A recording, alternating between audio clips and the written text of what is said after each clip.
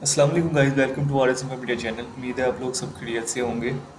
अगर आप army joining programme, universities admission state और यूनिवर्सिटी स्कॉलरशिप के बारे में इंफॉर्मेशन हासिल करना चाहते हैं तो आप इस चैनल को जरूर सब्सक्राइब करें।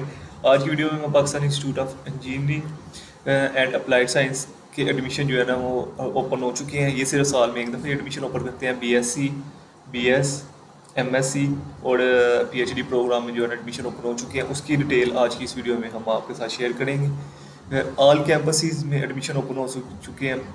प्यास मेन कैंपस जो है इनका इस्लामाबाद में है। Karachi institute of power engineering college ये कराची में है। National institute of laser and optronic college, उसके बाद national institute of biotechnology and genetic engineering, nuclear institute of agriculture and biological college. इस जितने भी इंस्टीट्यूट है सब जितने भी सब कैंपसेस हैं सब में एडमिशन ओपन हो चुके हैं। ठीक है, तो आज की इस वीडियो में हम आपको उसकी पूरी डिटेल बताएंगे। सबसे पहले जो है ये इस्टेब्लिश हुई थी 1967 को। ठीक है, ये एज अ स्कूल इस्टेब्लिश हुआ था और उसके बाद जो है ना इसको कॉलेज का दर्जा दे दिया गया और कॉलेज के बाद 1971 में इसको कॉलेज का दर्जा दे दिया गया और 19 को Pakistan engineering institute and applied science जो है प्यास यूनिवर्सिटी का दर्जा दे दिया गया। ठीक है, 2000 में ये डिग्री होल्डिंग इंस्टीट्यूट है। ठीक है, 2000 में इसको डिग्री होल्डिंग इंस्टीट्यूट का जो है ना प्राइज़ मिला था।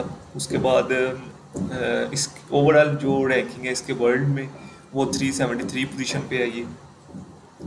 और ये पाकिस्तान की नेक्स्ट के बाद दूसरी यूनिवर्सिटी है पाकिस्तान की HEC की 2021 की रैंकिंग में दूसरे लेवल पे ये यूनिवर्सिटी है।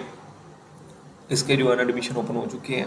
MSc प्रोग्राम में MSc mechanical material engineering, mechanical engineering, nuclear engineering, process engineering, system engineering, electrical engineering, mineral resource engineering, medical physics, chemistry, computer science, cyber security, nuclear medicine, radiation and medical, nuclear power engineering, MPhil biotechnology.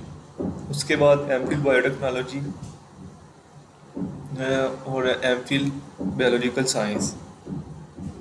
BSc programme में BSc electrical engineering, mechanical engineering, BSc chemical engineering, metallurgy and material engineering, computer and information science and physics. PhD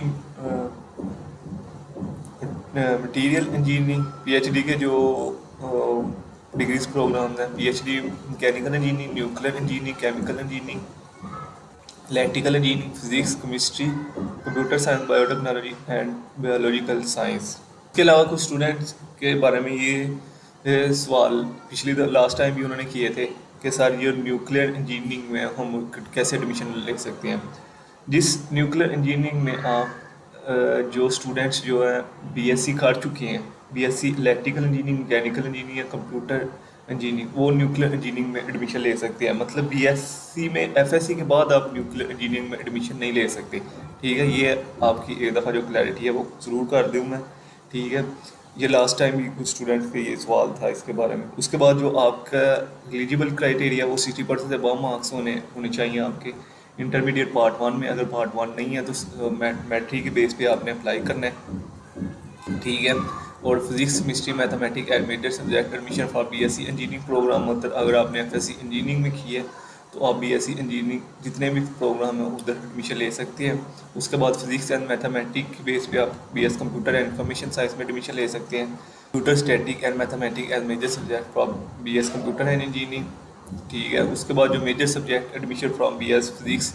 अगर आपने physics किया, चाहे आपने FSc medical में किया या engineering में किया या ICS फिजिक्स में किया, आप BS फिजिक्स प्रोग्राम में एडमिशन ले सकते हैं। उसके बाद डिप्लोमा होल्डर स्टूडेंट भी जो ना इसमें एडमिशन ले सकते हैं। 60% से above मार्क्स होने चाहिए उनके भी।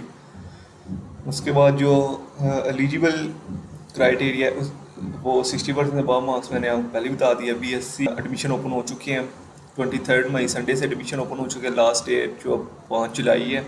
ठीक है, जो 1 अगस्त को रावलपिंडी और इस्लामाबाद के जो सेंटर में टेस्ट नहीं होगा, उनका जो टेस्ट है वो 8 अगस्त से शुरू होंगे। उसके अलावा जितने भी सेंटर हैं वहाँ पे जो टेस्ट है 1 अगस्त को कंडक्ट किए जाएंगे। रावलपिंडी और इस्लामाबाद कैंपस में टेस्ट जो है 8 अगस्त से शुरू होंगे। फाइनल जो मेरिट लिस्ट है वो वेबसाइट पे आफ्टर 2 वीक एंटी टेस्ट के बाद डिस्प्ले की जाएगी, और जो BSc की क्लासेज हैं वो 30 सितंबर से स्टार्ट हो जाएंगी। उसके बाद जो MSc की एडमिशन है वो उसमें भी अप्लाई करने की लास्ट डेट 5 जुलाई है।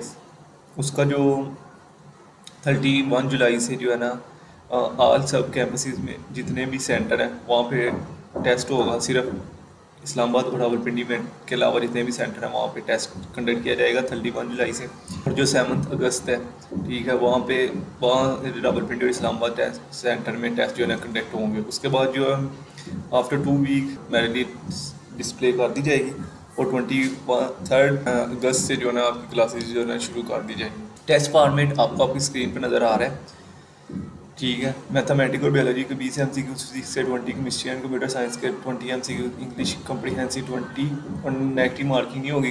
ये लास्ट टाइम जो टेस्ट फॉर्मेट जो है ना चेंज हुआ था।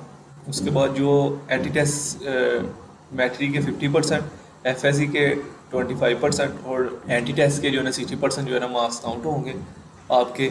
सेट की बेस पे भी स्टूडेंट जो अप्लाई कर सकते हैं। सेट की बेस पे जिसने BSc chemical engineering, electrical engineering, mechanical engineering, metallurgy and material engineering में अप्लाई करना है, सेट स्कोर की बेस पे उसने फिजिक्स, मैथमेटिक्स और केमिस्ट्री की हो।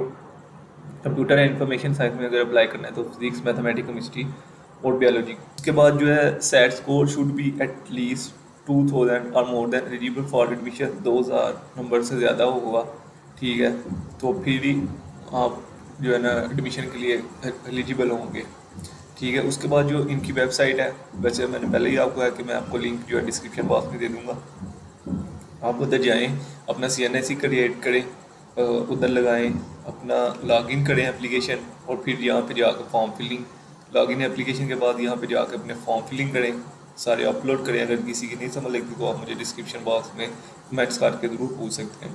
उसके बाद जो फ़ी है 3500 फ़ी है इसकी, और अगर आप 1 वीक ड्यू डेट के बाद अप्लाई करते हैं तो 4500 फ़ी होगी, और फ़ी जो है रिफंडेबल नहीं है, ठीक है। एक दफ़ा आपने अप्लाई कर दिया तो आपकी फ़ी जो है ना सबमिट हो जाएगी। उसके बाद बैंक चलान वगैरह आपने एप्लीकेशन फॉर्म, प्रोसेसिंग फ़ी के साथ ही प्रिंट अपलोड कौन सी चीज़ें करनी है आपने, ठीक है, पासपोर्ट साइज कलर फ़ोटोकॉपी। उसके बाद डॉक्यूमेंट सारे अपलोड करने हैं, प्रिंट चलान जो है वो आपने अपलोड करना है, ठीक है। उसके बाद पेमेंट इन नियरेस्ट एक्सक्री बैंक, जैसे कि मैंने आपको बता दिया है कि एक्सक्री बैंक में आपने पेमेंट करवाई होनी चाहिए, ये जो 3500 एंड 4500 है।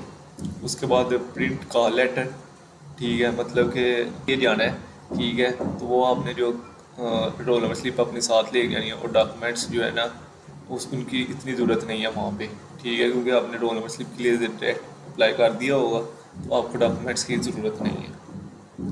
उसके बाद जो ट्यूशन फ़ी है, ठीक है, पर सेमेस्टर फ़ी है वो आपकी स्क्रीन पे नज़र आ रही है, विदाउट हॉस्टल, ठीक है। हॉस्टल की फ़ी जो है अलहदा से वो आपको आपकी स्क्रीन पर नज़र आ रही होगी, ठीक है।